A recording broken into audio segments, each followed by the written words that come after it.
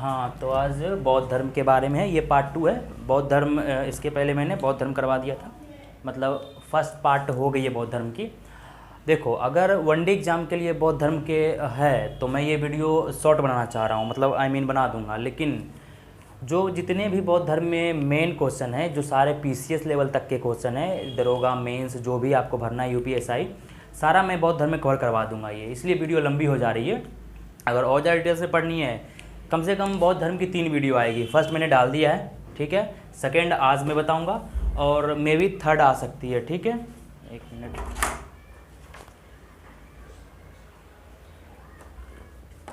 तो मे भी एक थर्ड भी वीडियो भी आएगी, ठीक है। तो मैं पहले आज जो कवर करवानी है मैं मिटा दे रहा हूँ इसे। बौद्ध धर्म में मैं कवर करवा दूँ, ये पार्ट 2 है, ठीक है। पार्ट 1 जिससे पहले पार्ट 2 देखने से पहले पार्ट 1 देख लेना, ठीक है। तभी समझ में आएगी कि बौद्ध का जन्म कब हुआ, किस मतलब ज्ञान की प्राप्ति की हुई, निर्वाण कहाँ से प्राप्त हुआ, ये सब सारे, ठीक है। ये हाथ से मिटाने का बोर्ड काला हो गया है,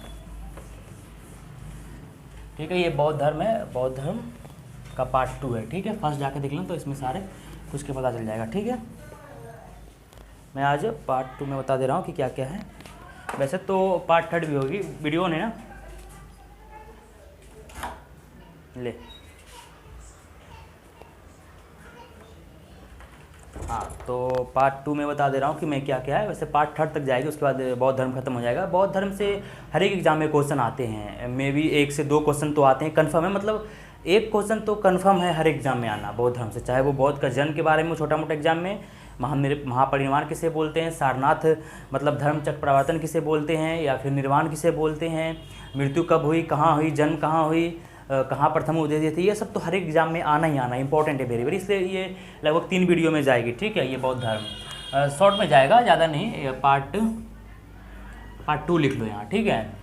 और पार्ट 1 मैंने पहले अपलोड कर चुका हूँ। अब पार्ट 3 के बारे में, तो बौद्ध धर्म में पिछला क्लास में कहाँ पढ़ा ये था मुझे याद नहीं है। वैसे शायद बौद्ध धर्म में त्रिरत्न है। बौद्ध धर्म में त्रिरत्न कौन के, त्रिपिटक की सब तक पढ़ा दिया था। पाली भाषा है बौद्ध धर्म की, ये तो सभी को मालूम है। हाँ, तो मैं और कुछ जहाँ तक मैंने पढ़ा दिया था, देखा नहीं मैंने पिछला वीडियो, तो जहाँ तक मैं याद कर रहा हूँ कि बौद्ध धर्म कहाँ लास्ट हो गया था पहले वीडियो में। तो चलो मैं बता दे रहा हूँ कि जहाँ से 1-2 छूटे तो कोई दिक्कत की बात नहीं, कभी रिवीजन हो जाएगी, ऐसा तो नहीं। ये लास्ट वीडियो होगा, हिस्ट्री का आती रहेगी एक से एक मैराथन। तो कहाँ से, हाँ मैं अब ये बताना चाह रहा हूँ इसमें कहाँ से स्टार्ट करा था, मतलब लास्ट कहाँ हुआ था। चलो हाँ, बौद्ध धर्म को मतलब बुद्ध भगवान को, बुद्ध को, ठीक है, शाक्य मुनि भी बोला गया है, ठीक है। शाक्य मुनि इसलिए बोला गया क्योंकि शाक्य गण में वो पैदा हुए हैं, तो शाक्य गण के वंशज हैं वो।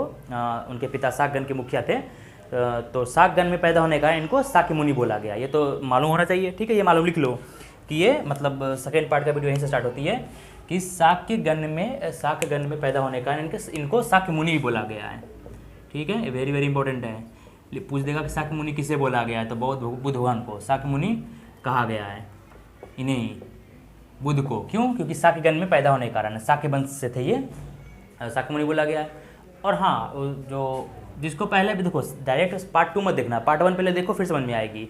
तो इसमें और क्या है कि बौद्ध धर्म का एक संघ होता है, उस संघ में बंदे को एंट्री जो होती है, एज लिमिट एंट्री करने का मिनिमम 15 साल, मैक्सिमम की कोई लिमिट नहीं है।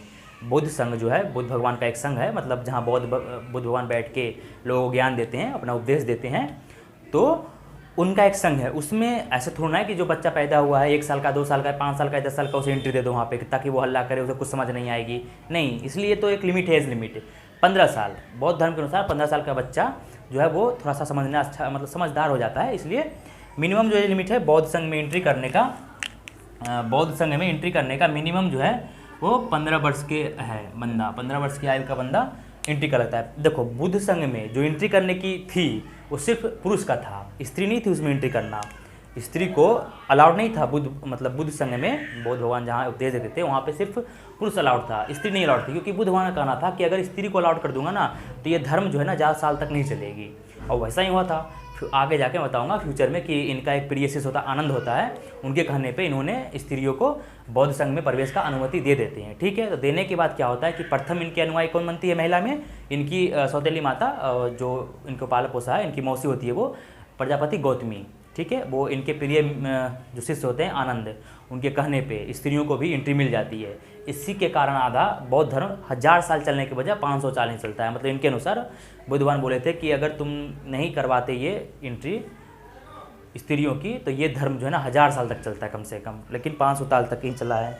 मतलब इनका पहले से कहा ना कि स्त्रियों को एंट्री दे दिया इसमें संघ में, तो सारे बंदे तो स्त्रियों को ही देखेंगे, स्त्रियों को ही इंप्रेस करने के चक्कर में मैं महान, मैं ज़्यादा ज्ञानी, ऐसा ही तो होता है ना हर चीज़ में, चाहे वो कुछ भी फील्ड हो, स्त्रियों को दिखाने के लिए तो होता है ये सब कि मैं इंप्रेशन जमाओ, चाहे वो संघ हो चाहे धर्म का, तो कुछ भी वो बंदा देखता नहीं है। तो इसलिए बुद्ध भगवान ने लॉजिक लगाया। ऐसा नहीं, बुद्ध भगवान के सारे जो उपदेश है ना सारे लॉजिकल हैं, इलॉजिकल तो कुछ बनता नहीं है ज़्यादा, ठीक है, सारे में कुछ ना कुछ लॉजिक है। धर्म होता ही है लॉजिकल चीज़ों पे, अधिकतर धर्म लॉजिकल चीज़ होता है। कुछ ना कुछ धर्म में जो भी आपका परंपरा है उसमें कुछ ना कुछ तो लॉजिक होती है वो करने से, इसलिए हर एक धर्म में, इसलिए तो धर्म परंपरा कर्तव्य को ही एक धर्म बोला गया है। तो बुद्ध संघ में पहले स्त्रियों की प्रवेश नहीं थी, बाद में इनके प्रिय शिष्य आनंद के कहने पे प्रजापति गौतमी को एंट्री मिल जाती है, जो पहली शिष्य इनकी बनती है महिला में, इनकी माता होती है वो सौतेली, और फिर धीरे धीरे बहुत सारी महिलाएं बन जाती हैं इनके शिष्य, और फिर वो हाँ, और इनके एक भाई चचेरे होते हैं देवदत्त, जो पहले इनके अनुयायी होते हैं लेकिन फिर बाद में इनके विरोधी बन जाते हैं।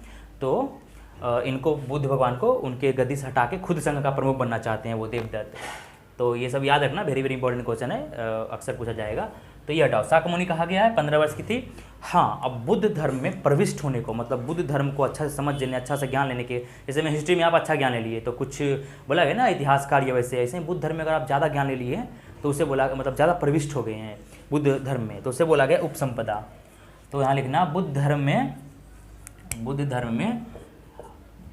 बुद्ध संघ में प्रविष्ट होने को क्या बोला गया है? उपसंपदा। उपसंपदा, ये सब जो वर्ड है ना, ये सब पीसीएस एग्जाम में, मेंस में, दरोगा के, यूपीएसआई में पूछ सकता है, क्योंकि अब आजकल टफेस्ट हो गया है सारा एग्जाम, क्योंकि कंपटीशन बढ़ गई है बंदों का, तो टफेस्ट हो गया है। तो ये उपसंपदा क्या है ये पूछ सकता है कि बौद्ध धर्म में उपसंपदा का क्या मतलब है। तो आप बताना कि बौद्ध धर्म में, बौद्ध शिक्षाओं में, मतलब बौद्ध संघ में प्रविष्ट होने को क्या बोला गया? उपसंपदा बोला गया है। आयु भी पूछ सकती है कि बौद्ध संघ में प्रवेश करने की मिनिमम आयु कितनी थी, तो 15 वर्ष थी।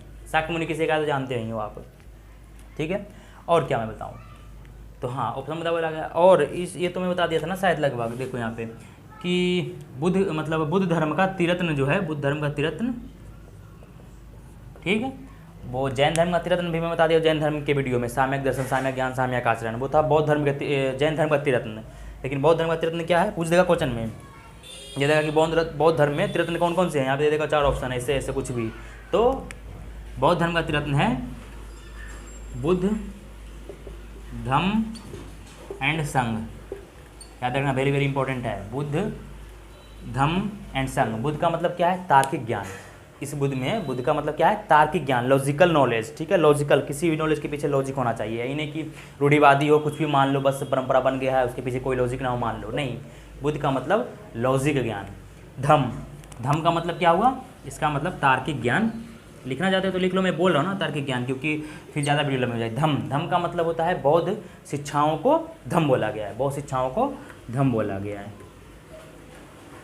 ठीक है, शिक्षाओं को। मैं राइटिंग में ध्यान है ना।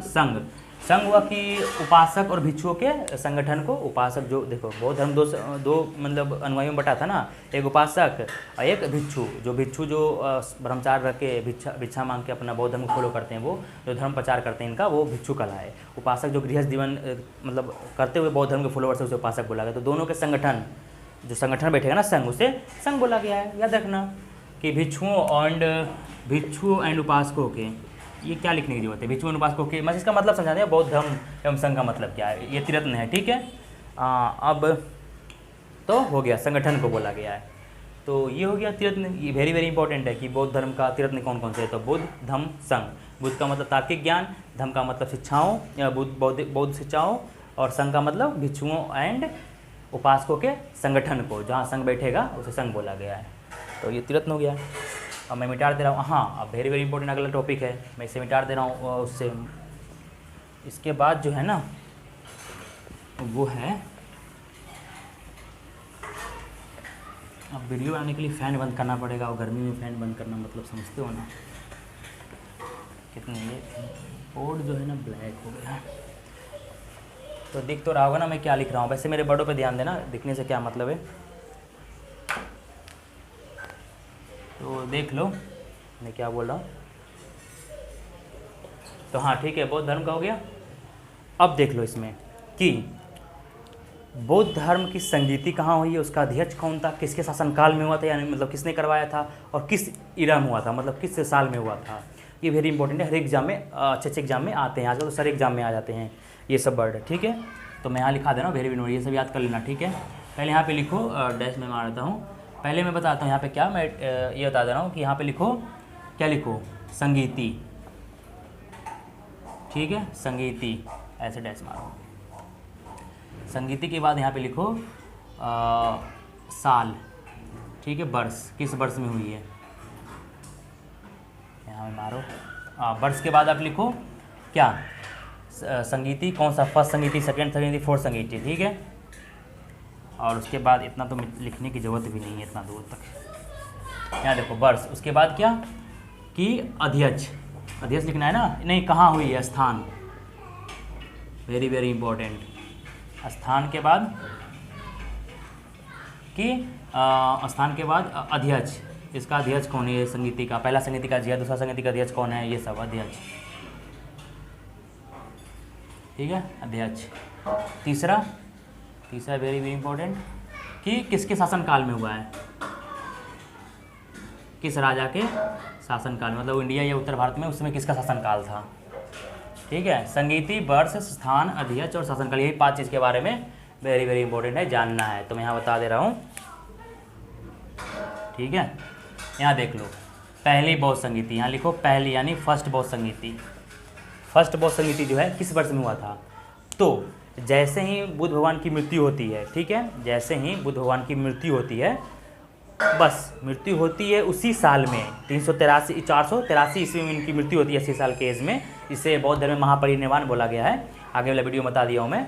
तो जैसे ही मृत्यु होती है उसी वर्ष में पहला बौद्ध संगीति होती है, फर्स्ट बौद्ध संगीति। तो वर्ष कौन सा होता है, 483 BC, BC मतलब ईसा पूर्व, ईसा मसीह के जन्म के 483 साल पहले। इस BC जो है वो उल्टी चलती है, सभी को मालूम है, मैंने बता दिया हूँ 2-3 बार अंतर ये BC और AD में, कि BC जो है वो उल्टी चलती है, 483 के बाद 482, 481 ऐसे आएगा, उल्टी चलेगी एक तक। स्थान जो है पहली राजगिरी में हुआ था, याद रखना, वेरी वेरी इंपॉर्टेंट है। राजगिरी, बिहार का राजगिरी, जो आज राजगिरी है, मतलब उस समय राजगिरी था लेकिन आज का राजगीर है बिहार का, ठीक है। बिहार में एक डिस्ट्रिक्ट है राजगीर, उसी को पहला नाम राजगिरी था, ठीक है। यहाँ देखो अध्यक्ष कौन था, तो महाकश्यप, महाकश्यप दिख रहा है ना, वैसे दिख नहीं रहा है तो मेरा बट पे ध्यान दो कि पहला बौद्ध संगीति 483 BC में हुए थे, जिस वर्ष बुद्ध भगवान की मृत्यु हुई थी उसी वर्ष, और राजगिरी में हुआ था स्थान। राजगिरी कहाँ है, तो राजगीर का आज का नाम राजगीर है, जो बिहार में है, डिस्ट्रिक्ट एक। अध्यक्ष कौन है, महाकश्यप। उस समय जो पहली बौद्ध संगीति का अध्यक्ष है, पूछ देगा एग्जाम में कि पहले बौद्ध संगीति का अध्यक्ष कौन था, तो महाकश्यप। कोई भी एग्जाम पूछ सकता है, छोटा मोटा नहीं, मतलब अच्छे लेवल पूछ देगा ये, दरोगा ये सब में। शासनकाल किसके था, वेरी इंपॉर्टेंट, अजातशत्रु, अजातशत्रु, उससे मगध पे शासन अजातशत्रु का था, ठीक है, मगध पे शासन अजातशत्रु का था। ये पहली बौद्ध संगीति है। दूसरी बौद्ध संगीति लिखो यहाँ पे, सेकेंड बौद्ध संगीति, दूसरी बौद्ध संगीति, इसके जस्ट 100 साल बाद, इसके जस्ट 100 साल बाद 383 BC में हुई थी। कहाँ हुई थी, वैशाली में, जगह ये सब इंपॉर्टेंट है, वैशाली में हुई थी, ठीक है, वैशाली में हुई थी दूसरी बौद्ध संगीति। इंक भी खत्म हो गया है, मैं भर रहा हूँ फिर। सेकेंड बौद्ध संगीति इतना में वैशाली, कौन था, सवाकामी, सवाकामी अध्यक्ष था दूसरी बौद्ध संगीति का, ठीक है। और कहाँ हुआ, किसके शासनकाल में हुआ था, मतलब किस बंदे ने करवाया था, तो कालाशोक, कालाशोक, ये शिशुनाग वंश का बंदा था, मतलब राजा था एक, कालाशोक, ठीक है। तो हो गया उस शासनकाल में। तीसरा बौद्ध संगीति लिखो, दिख तो रहा है ना क्या है ये, थर्ड बौद्ध संगीति, 255 BC में, ईसापुर में ही। तो किसके जगह कौन सा था, पाटलिपुत्र,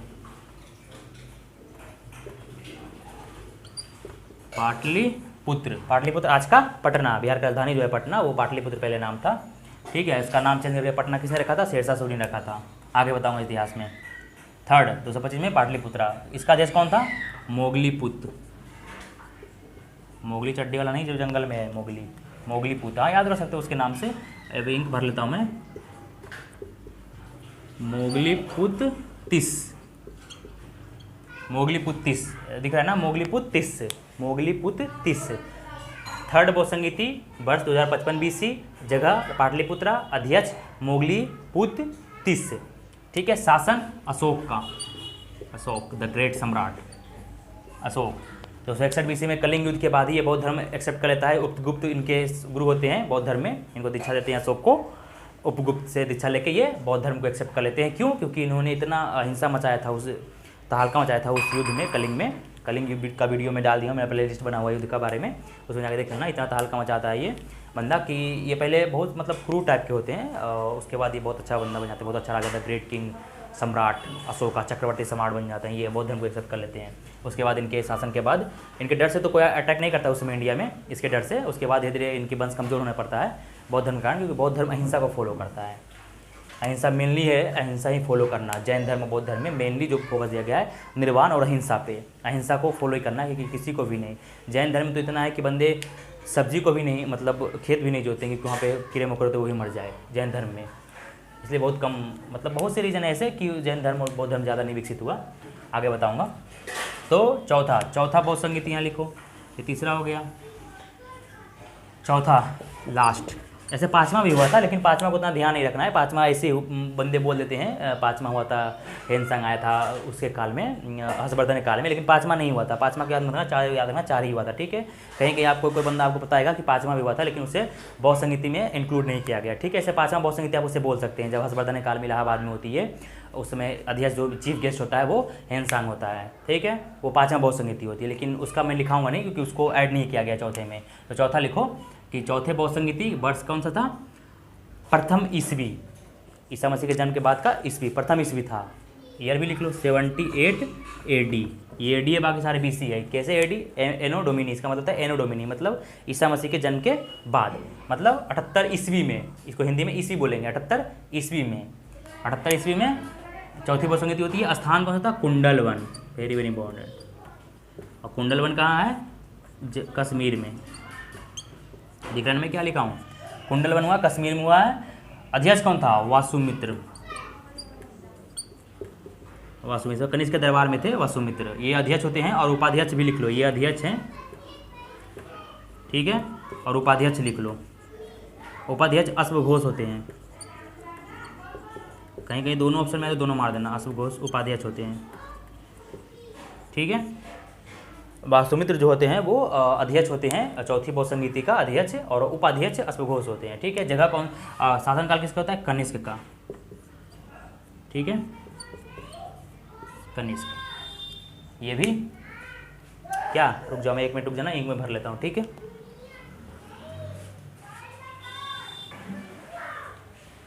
हाँ तो इंक मैंने भर लिया, अभी रुक जाओ। हाँ क्या हो गया, तो मैं इसका बता दे रहा हूँ कि संगीति कौन सा वर्ष, कौन सा स्थान, कहाँ हुआ था, अध्यक्ष कौन था, शासनकाल कौन था, मतलब किसने करवाया था। तो ये वेरी वेरी इंपॉर्टेंट है, हर एग्जाम में आती है, तो याद कर लेना, वेरी वेरी इंपॉर्टेंट, हर कोई भी एग्जाम हो। और ऐसा नहीं कि हिस्ट्री में किसी और चीज़ का अलग पढ़ा रहा हूँ, किसी और चीज़ का अलग पढ़ा रहा हूँ। कितना बार आएगा जाएगा, ऐसा नहीं है कि मतलब किसी और का एक ही बार हिस्ट्री पढ़ो, जो मैं बेसिक से पढ़ा रहा हूँ। मतलब हर एक एग्ज़ाम आप मतलब इसके पढ़ने के बाद ट्राई कर लो ना, क्वेश्चन बने तो आप कमेंट में बताना। अब 1-2 क्वेश्चन तो हर एग्जाम में छूटेगी, 100 कुछ क्वेश्चन छोड़ने के लिए एग्जाम में बनते हैं। ठीक है, ऐसा नहीं कि आप 100 में 100 मार दो, कोई भी कुछ नहीं है, कोई भी नहीं 100 मार सकता है। ठीक है, कुछ एग्जामिनर चुन के ही ऐसा क्वेश्चन कोने से उठा के देता है ना कि आप उसमें कन्फ्यूज होकर टाइम पास करो। ठीक है, तो ऐसा नहीं कि 100% में 100 बनेगी, कुछ है। अब जैसे मैं आपसे पूछ देगा शून्यवाद क्या है, तो मैं बताऊँगा शून्यवाद क्या है, ये सब मतलब और भी डेंजर चीज़ है, मैं आगे बताऊँगा। वो सब पूछ देगा तो कहाँ से आप बना पाएगा, कोई बंदा कितना ध्यान से पढ़े नहीं बना पाएगा। अब ऐसा नहीं है कोई ज़्यादा ही गहरी से पढ़ रहे हो तो बना ही सकता है, लेकिन उतना ध्यान से आपको पढ़ना नहीं है, पास होना है, मास्टर नहीं बनना है। ठीक है, तो ये देख लो, तो समझ गए ना सारा कुछ। ये संगीति हो गया, वर्ष, स्थान, अध्यक्ष, शासनकाल। ठीक है, ये लास्ट वाला ये हो गया। हाँ ये याद रखना, जो बाकी सारी संगीति हुई थी, ये कौन सी भाषा में हुई थी? पाली भाषा में हुई थी, याद रखना। बाकी सारे संगीति पाली में हुई थी। ठीक है, उस समय जो बौद्ध धर्म की भाषा है वो पाली ही थी। लेकिन चौथी बौद्ध संगीति जो हुई थी ना, यहाँ स्टार मारो, पूछ दिया अगर क्वेश्चन में, वेरी वेरी इंपॉर्टेंट है, हार्डेस्ट मतलब अच्छा क्वेश्चन है ये, कि अगर कोई बंदा पूछ दे कि किसी को वैसे मालूम है नहीं ज़्यादा, मतलब जो पढ़ने वाला बंदे उसी को मालूम होता है कि चौथी बौद्ध संगीति में, अगर आप क्वेश्चन पूछना चाहते हो पूछ सकते हो कि चौथी बौद्ध संगीति में बौद्ध धर्म की जो संगीति होती है उसकी भाषा क्या थी चौथी बौद्ध संगीति में। तो याद रखना, चौथी बौद्ध संगीति में जो भाषा थी, चौथी बौद्ध संगीति में जो भाषा थी वो संस्कृत थी। अब से संस्कृत फॉलो किया जाएगा, क्योंकि पाली अब खत्म हो रही। पाली थोड़ा टफ था, इसलिए बंदे फॉलो नहीं कर पाए थे, सीख नहीं पा रहे थे। तो बाकी जो 3 संगीति हुई है वो पाली भाषा में हुई थी, लेकिन चौथी बौद्ध संगीति संस्कृत में हुई थी। ठीक है, याद रखना ये। और इस संगीति में, ठीक है, सेकेंड संगीति जब हुई थी वैशाली में, सेकेंड संगीति वैशाली में हुई 383 BC में, तो थेरवादी जो थे, थेरवादी भिक्षु उपासक जो थे, थेरवादी भिक्षु, वो कुछ बंदे से मतलब अलग हो रहे थे। कुछ बंदे को बोले, मतलब कोई बंदा, कि तुम जो है ना वो अलग हो जाओ, अलग, कुछ मतभेद हो गया था। सेकेंड बौद्ध संगीति से ही मतभेद होना स्टार्ट हो गया था। तो 2 जब संघ में मतभेद हुआ तो उसी समय से 2 संघ बन गई थी। एक का नाम दिया गया महासंघिक, जो अलग हो गया था ना बंदा, जो थेर भिक्षु थे, उन्होंने कुछ बंदे को संघ से अलग कर दिया, सेकेंड संघ से। तो जो बंदा अलग हो गया था, जो कुछ बंदे, उन्होंने एक संघ बनाया, उस संघ का नाम दिया महासंघिक। ठीक है, तो यहाँ लिख सकते हो कि सेकेंड बौद्ध संगीति के बाद ही जब फुट भीड़ में, मतलब ये बस 100 साल बाद ही, इनकी मृत्यु के 100 साल बाद ही, सेकेंड जब हुआ था ना 100 साल बाद ही, तभी ये मतभेद हो गया था 2 गुट में। एक जो अलग कर दिया गया, उन्होंने एक संघ बनाया, उसका नाम रख दिया महासंघिक, जो आगे जाके कहलाया महायान। ठीक है, और एक जो था, जो अलग बंदा हो गया, कुछ गुट अलग हो गया ना, जो महासंघिक थे, उन्होंने इन सब बंदों को नाम, जो संघ में थे उस समय, उस बंदों का नाम दिया हीन संघिक। ठीक है, महासंघिका, हीन संघिका, जो आगे जाके चौथी बौद्ध संगीति के बाद उसका नाम होता है महायान और हीनयान। ठीक है, तो दूसरी बौद्ध संगीति में फूट डाला गया था, संघ में फूट डाला गया था। तो जो बंदा को अलग कर दिया गया, उन्होंने एक गुट बना लिया, उसका नाम रखा गया क्या, महासंघिक। लिख लेना, यही आगे जाके महायान कहलाता है, महायान शाखा, अभी मैं बताऊंगा।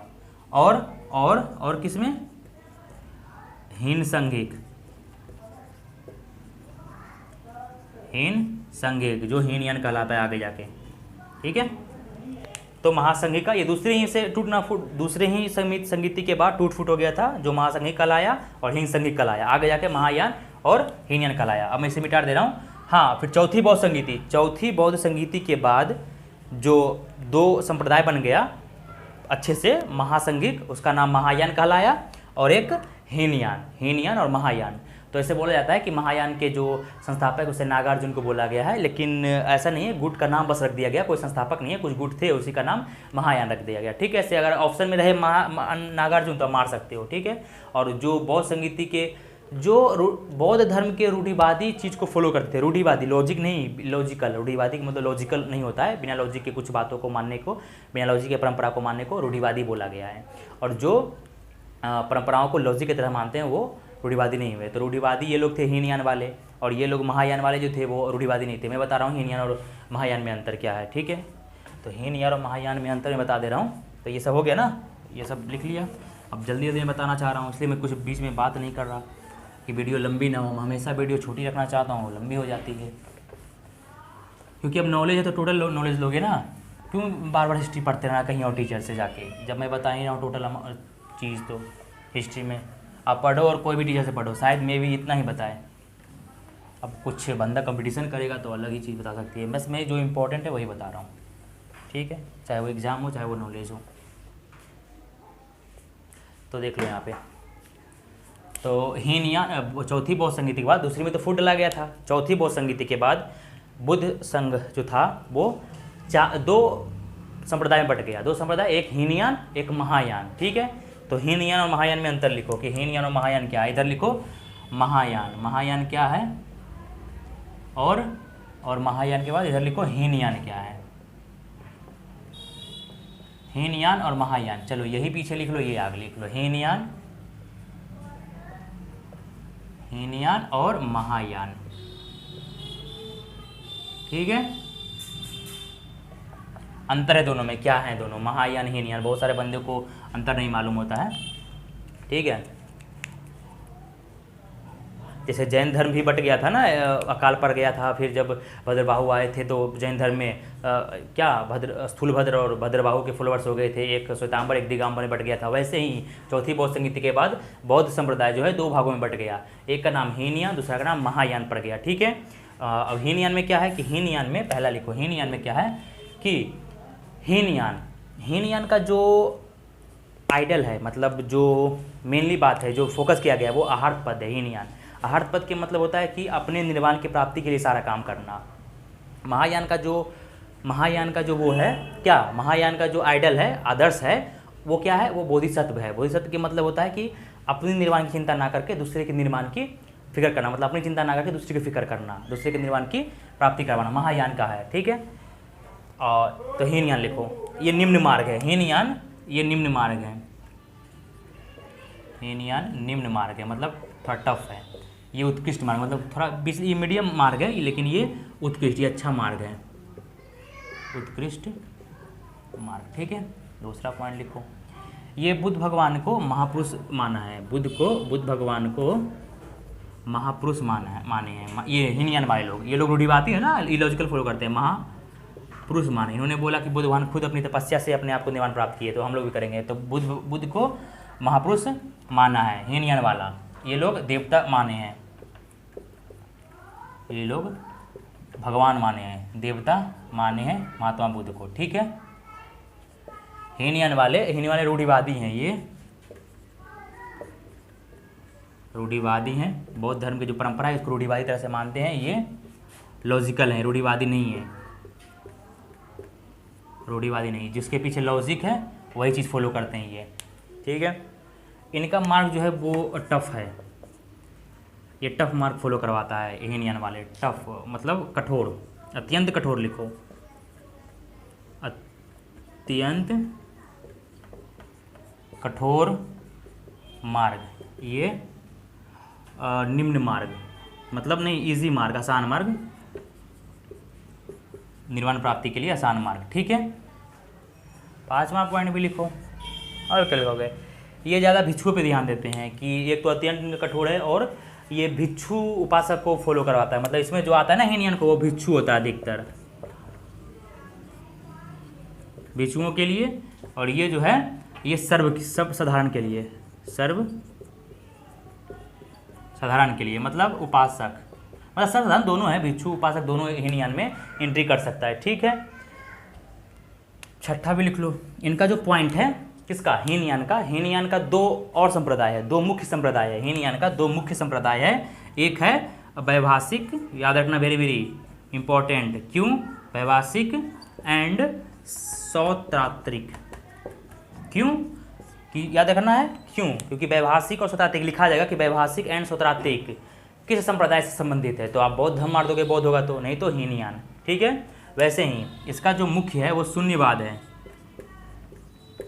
शून्यवाद। इसका जो मुख्य 2 संप्रदाय है महायान का वो शून्यवाद है, जिसका मध्यमिका नाम भी है। ठीक है, मध्यमिका, जिसका नागार्जुन प्रवर्तक है, जो संस्थापक नागार्जुन है, एंड और एक और है शून्यवाद, और एक और विज्ञानवाद, लॉजिक को फॉलो करते हैं ना, विज्ञानवाद।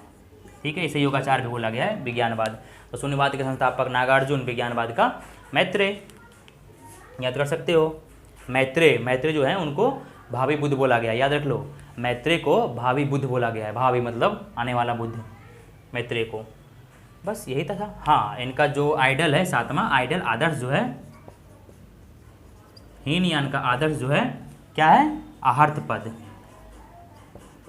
आहार्त पद का मतलब क्या होता है, आहार्त पद के मतलब कि खुद के लिए काम करो, खुद को निर्वाण की प्राप्ति करवाओ। ठीक है, और ये जो है ये बोधिसत्व को फॉलो करते हैं,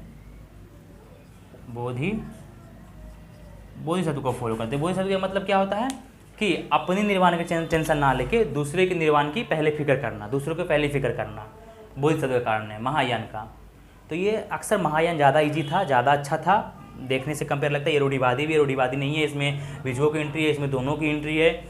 इसमें क्या है, निम्न मार्ग है, ये उत्कृष्ट मार्ग, अच्छा मार्ग है, ये बुद्ध भगवान को महापुरुष माना है, ये देवता माना है। ये अत्यंत कठोर मार्ग फॉलो करता है, ये आसान मार्ग फॉलो करवाता है। इसका 2 प्रमुख संप्रदाय है, वैभाषिक और सैद्धांतिक, और इसका है शून्यवाद और विज्ञानवाद। याद रखना वेरी वेरी इंपॉर्टेंट, शून्यवाद विज्ञानवाद किससे संबंधित है, तो महायान से।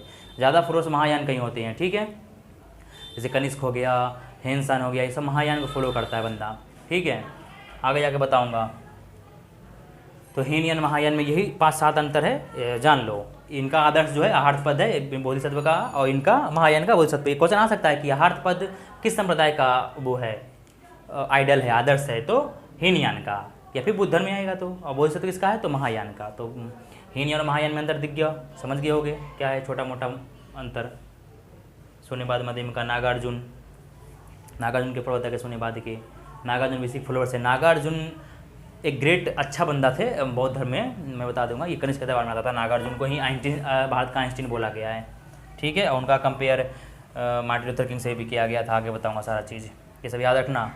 हीनयान और महायान में अंतर, समझ गए ना। चौथी बौद्ध संगीति के बाद 2 भागों में टूट गया हीनयान और महायान में। क्या क्या है महायान हीनयान, समझ गए होगे, मैं मिटा दे रहा हूँ।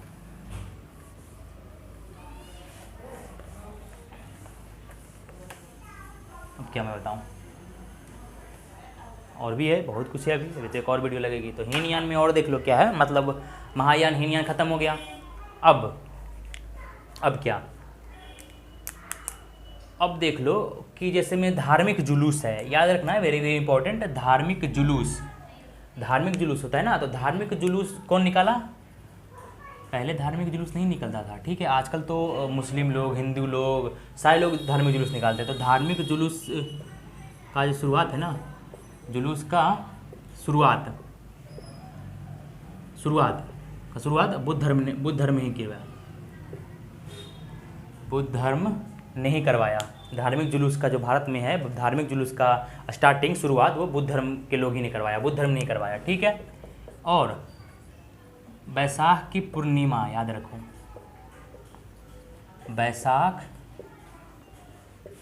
पूर्णिमा बुद्ध धर्म के सबसे अच्छा मतलब प्रमुख त्यौहार है, प्रमुख त्यौहार है, ठीक है। मेरे वर्ड पे ध्यान देना, राइटिंग समझ नहीं आई तो। बैसाख पूर्णिमा बुद्ध धर्म का प्रमुख त्यौहार है। क्यों? क्योंकि इसी बैसाख की पूर्णिमा के दिन भगवान बुद्ध का जन्म हुआ था, मृत्यु भी हुई थी, और इसी दिन ज्ञान की प्राप्ति हुई थी। ज्ञान की प्राप्ति कहाँ हुई है, तो बोध गया के निरंजन नदी किनारे, जो आज की फल्गु नदी है, कहाँ, पीपल के वृक्ष के नीचे, पीपल के वृक्ष के नीचे, बरगद नहीं, पीपल के वृक्ष के नीचे, ठीक है। इसलिए, और उस जगह को गया से बोध गया नाम दे दिया गया था।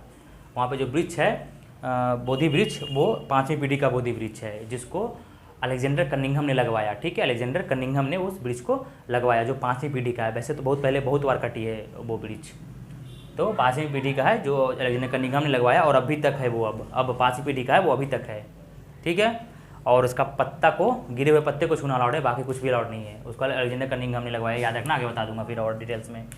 तो ये याद रखो, बैसाख पूर्णिमा प्रमुख त्यौहार है। क्यों? क्योंकि इसी दिन भगवान बुद्ध की जन्म हुई थी, महापरिनिर्वाण, मृत्यु भी हुई थी, मतलब जिसे महापरिनिर्वाण बोला गया है, और ज्ञान की भी प्राप्ति हुई थी, ठीक है, जहाँ से बुद्ध कल आए। बुद्ध भगवान ने 4 संसारिक दुखों का मतलब 4 आर्य सत्य दिए, संसारिक दुखों का 4 आर्य सत्य। ये लिखना कि बुद्ध भगवान ने 4 संसारिक दुखों का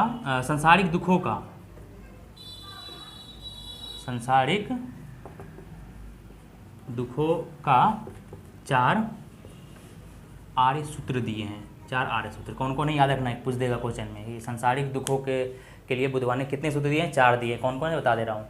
और विश्व दुखों से भरा हुआ है, विश्व रियल में दुखों से भरा है, संसार जो है वो दुख से ही भरा है। कोई भी खुश बंदा है नहीं, अक्सर किसी को कुछ का गम, किसी को कुछ का गम, लेकिन है सारे गम में ही चल रहे हैं। तो विश्व दुखों से भरा हुआ है। इसका जो बात है ये भगवान बुद्ध ने बोला है, लेकिन ये वर्ड कहाँ से लिया है, तो उपनिषद से लिया है भगवान बुद्ध ने, मतलब महात्मा बुद्ध हैं जो उपनिषद से ये वर्ड लिया है कि विश्व दुखों से भरा हुआ है। याद रखना, इंपॉर्टेंट। किसने बोला है विश्व दुखों से भरा है, महात्मा बुद्ध ने, याद रखना। तो महात्मा बुद्ध ने संसारिक दुखों का 4 आर्य सूत्र दिए हैं। 4 आर्य सूत्र कौन कौन से हैं, पहला है दुख, ये 4 सूत्र बस याद रखो, मैं जल्दी जल्दी बता दे रहा हूँ। दुख, दूसरा दुख समुदाय लिख रहा है ना, तीसरा निरोध, तीसरा, और चौथा जो है, ठीक है, चौथा जो है वो दुख निरोधगामी, गामनी, ठीक है। ये 4 आर्य सत्य दिए हैं किसने, बुद्ध भगवान ने, कि 4 आर्य सत्य हैं मतलब संसारिक दुखों का, ठीक है। अब 4 सांसारिक दुखों का ये जो दुख है इसका निवारण के लिए बुद्ध भगवान ने 4 सांसारिक दुखों के निवारण के लिए बुद्ध भगवान ने अष्टांगिक मार्ग दिया है। ठीक है, तो इन दुखों के निवारण के लिए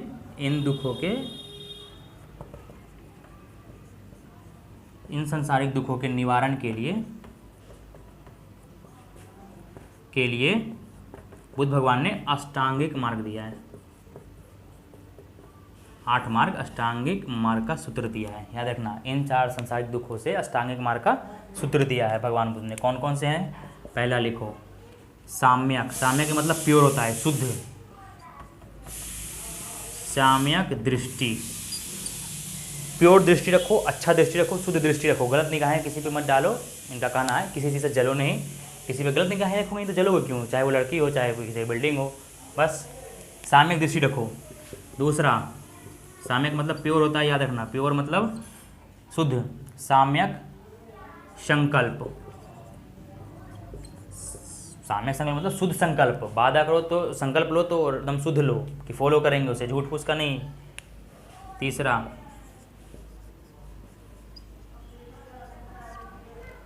साम्यक वाणी, शुद्ध बोलो, जो बोलो सच बोलो, अच्छा बोलो। ठीक है, इनका मतलब। 3, चौथा, साम्यक क्या? कर्मांत, शुद्ध काम करो, अच्छा काम करो कि आपको अच्छा फल मिले, क्योंकि कर्म का फल मिलता है, कहीं नहीं जाती है। चाहे आप कुछ भी कर लो, कितना भी सुख की प्राप्ति करो, गलत तरीका से करोगे तो वो गलत में ही जाएगा, आप लास्ट में दुख में ही पाओगे। अभी दुख करो तो मे भी फ्यूचर में सुख पाओगे ही पाओगे। अभी दुख करोगे तो, अगर अभी सुख करोगे तो फ्यूचर में दुख ही पाओगे, ऐसा है। तो साम्यक कर्मांत, शुद्ध काम करो, अच्छा काम करो। ठीक है, इनका कहना अष्टांगिक मार्ग। 5वां लिख लो, साम्यक आजीव। साम्यक आजीव 5वां। 6ठा, साम्यक व्यायाम। ठीक है, 6ठा। 7वां, 6ठा हो गया ना, 5, 6, 7, साम्यक स्मृति। शुद्ध अपना मेमोरी जो है ना शुद्ध रखो, अच्छा साफ रखो, गलती से मत याद किया करो। साम्यक व्यायाम, प्योर व्यायाम करो, एक्सरसाइज करो। साम्यक व्यायाम और क्या, नकली व्यायाम नहीं कि चल 2-3 बार कर लिया हो गया बस, विध कर लिया। विध नहीं, सब कुछ है प्योर करना है, रियल में शुद्ध करना है, मतलब अच्छी करना है, रियल में करना है, किसी को नाटक दिखाना नहीं है, दिखावा नहीं करना है। 8वां लिख लो, साम्यक समाधि।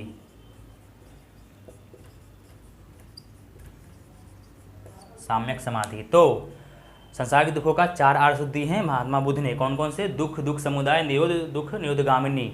और इन चारों संसारिक दुखों से निवारण के लिए क्या दिया है उन्होंने? अष्टांगिक मार्ग दिया है। अष्टांगिक मार्ग में कौन कौन से हैं? साम्यक दृष्टि, साम्यक संकल्प, साम्यक वाणी, साम्यक कर्मांत, साम्यक आजीव, साम्यक व्यायाम, साम्यक स्मृति, साम्यक क्या? समाधि। ये अष्टांगिक मार्ग दिया है महात्मा बुद्ध ने। महात्मा बुद्ध का कहना है कि अष्टांगिक मार्ग फॉलो करने से लोगों को निर्वाण की प्राप्ति होती है। ठीक है, अब निर्वाण बुद्ध धर्म में प्राप्त करना एक परम मतलब लक्ष्य है, परम लक्ष्य है। बुद्ध धर्म का जो मेन लक्ष्य है, पूछेगा क्वेश्चन में, बुद्ध धर्म का मेन लक्ष्य क्या है, परम लक्ष्य क्या है, तो वो निर्वाण है। निर्वाण किसे बोला गया? निर्वाण का अर्थ जो होता है बुद्ध धर्म में वो दीपक का बुझ जाना, मतलब कि बंदे जीवन और मरण चक्र से मुक्त हो जाना। मतलब जिंदा तो हो लेकिन आप मोह माया से दूर हो, लालसा, इच्छा, भावना, कुछ भी चीज़ आपके मन में नहीं है, लेकिन बस एक आप अच्छा जीवन व्यतीत कर रहे हो, कुछ का लोभ लालच नहीं है आपके मन में, उसे कहते हैं जीवन और मृत्यु के दुख से निवारण पा लेना। ठीक है, और बौद्ध धर्म का परम लक्ष्य निर्वाण प्राप्ति करना। तो ये बता दिया, मैं मिटा दे रहा हूँ इसे। क्लास थोड़ा बोरिंग लग रहा हो क्योंकि मैं बीच में कोई स्टोरी कहानी नहीं बता रहा हूँ। क्यों? क्योंकि मुझे जल्दी जल्दी बनाना है वीडियो लंबी भी नहीं करनी है, तो ज़्यादा मैं स्टोरी बता नहीं रहा। ठीक है, मैं चाहता हूँ कि जितना छोटी वीडियो, लेकिन जब जितना नॉलेज है उतना देना ही पड़ेगा यहाँ पे, तभी तो आप लोग जानोगे ना। और हर एक एग्जाम के लिए काफ़ी ऐसा नहीं कि इसके बाद हिस्ट्री आपको पढ़ना पड़े। अगर डिटेल्स में स्टार्टिंग से मेरा वीडियो पढ़ रहे हो तो हिस्ट्री पढ़ने की जरूरत है नहीं आपको अब। ठीक है, तो कहाँ दे दिया? साम्यक अष्टांगिक मार्ग दिया। और इन्होंने क्या बोला बुद्ध भगवान ने कि जो ये अष्टांगिक मार्ग फॉलो करने से लोग को निर्वाण की प्राप्ति होती है। निर्वाण ही परम लक्ष्य है बौद्ध धर्म का। निर्वाण के मतलब दीपक का बुझ जाना, और निर्वाण मतलब जीवन और मृत्यु के चक्र से मुक्त हो जाना, आपका मोह माया खत्म हो जाना, लालसा इच्छा त्याग से मुक्त हो जाना। ठीक है, क्योंकि बुद्ध भगवान का कहना है ना कि जो मेन आदमी को दुख है इस संसार में, ठीक है, वो है मोह इच्छा लालसा। ये सब को त्याग दो तो आपका दुख भी त्याग, मतलब दुख भी खत्म हो जाएगी। लेकिन आजकल दुनिया में ये सब को त्याग कर सकता है क्या? नहीं, कोई नहीं कर सकता। तो दुख है उसकी, इसलिए उसको भी और त्याग दोगे तो में भी दुख नहीं रहेगा, क्योंकि आपके पास इच्छा रहेगी नहीं, कुछ का लालसा रहेगा नहीं, कामना रहेगी नहीं किसी के साथ, तो फिर मस्त रहो अपनी लाइफ में। लेकिन क्या मैं बोलूँ, इस पर मेरा लॉजिक थोड़ा बैठता नहीं है, लेकिन बुद्धवान ने सारा लॉजिकल ही बात बोला है, तो है लॉजिक इसमें। ठीक है, तो उन्होंने दिया निर्वाण की प्राप्ति, निर्वाण जो कि बौद्ध धर्म का सबसे परम लक्ष्य है, और निर्वाण की प्राप्ति के लिए बुद्ध भगवान ने 10 निम्न क्या नियम दिया है, 10 नियम दिया है। यहाँ लिखो निर्वाण प्राप्ति के लिए, क्योंकि बुद्ध धर्म का जो है ना मेन लक्ष्य, बुद्ध धर्म का मेन लक्ष्य, बुद्ध धर्म का परम लक्ष्य निर्वाण है, निर्वाण की प्राप्ति। ठीक है,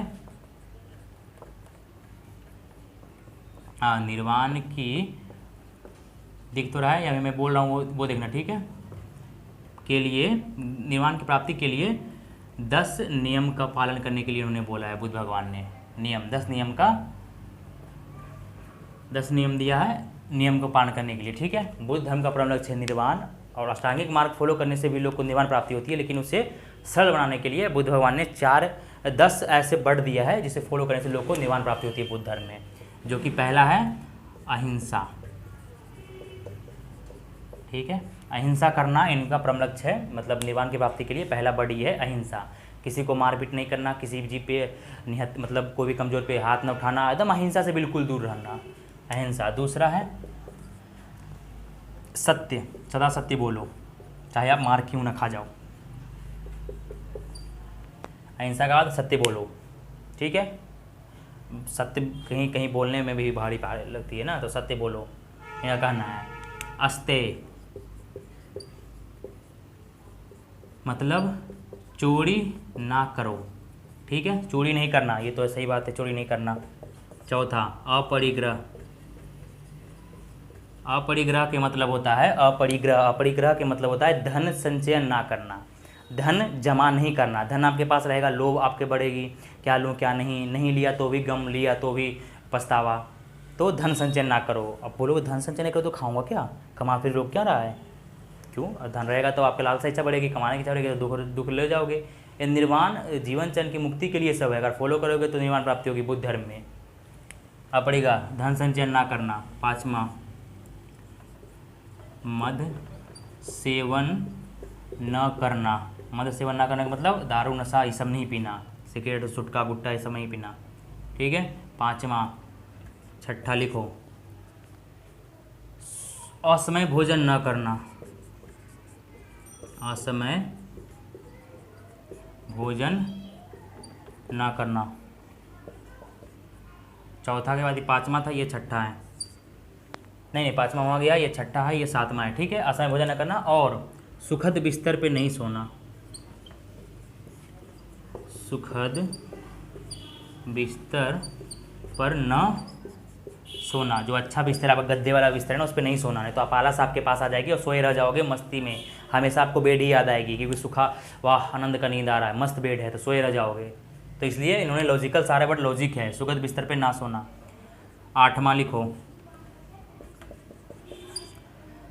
आठवां जो है क्या है, धन संचयन ना करना।